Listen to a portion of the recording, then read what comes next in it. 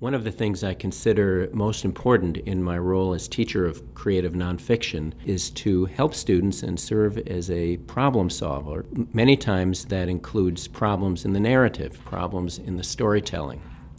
And I found that nonfiction writers, as opposed to writers of fiction and poetry, often don't realize that they can make one thing stand for another.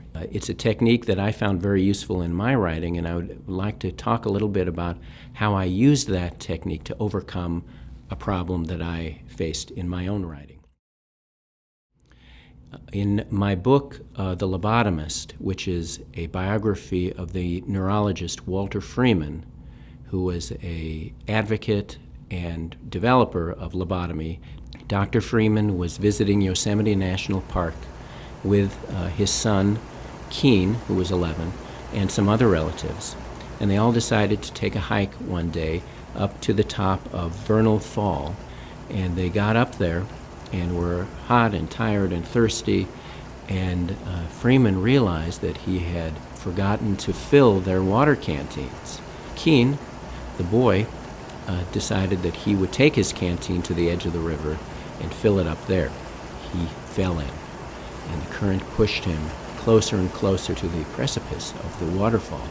Freeman felt rooted to his spot. He was horrified, but was paralyzed and unable to do anything for his son. A Good Samaritan nearby did jump in and grabbed a hold of Keen, but it could not get a footing on the slippery rocks, and they went closer and closer to the edge and finally went over.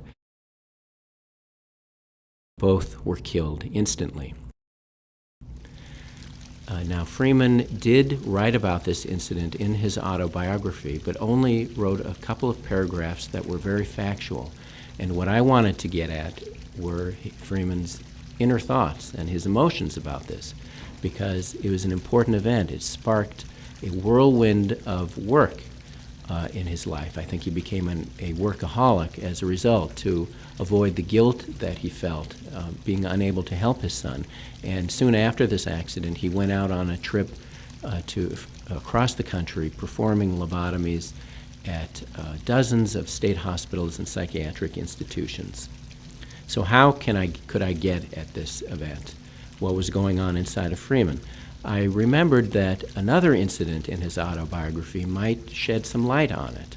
And it was a story he wrote about at some length about another camping trip he took the previous summer to Yellowstone National Park, a fishing trip.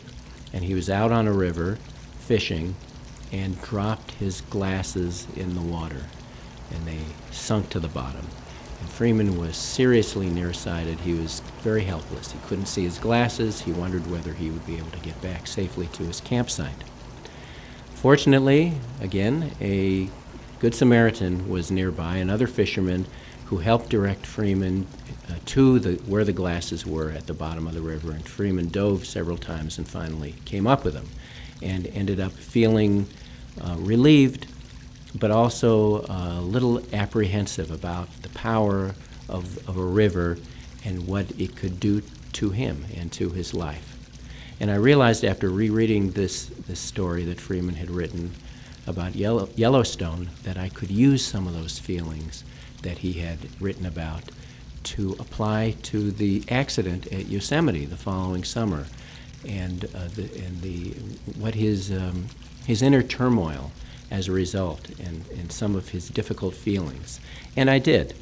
And I think it came off well and greatly added to what I was able to write about the Vernal Falls accident.